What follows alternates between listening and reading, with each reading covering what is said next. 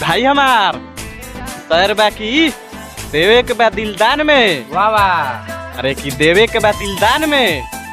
भाई हमार कोनो लड़की बाईसन तो हिंसा के ध्यान में भाग साले।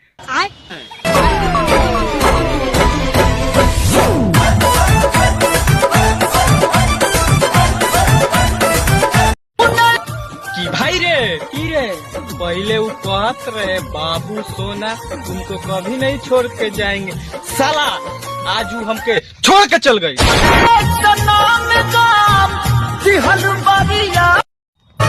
कि भाई हमार ओकरा से बहुते प्यार कैनी बाकी ओके पाना पैनी।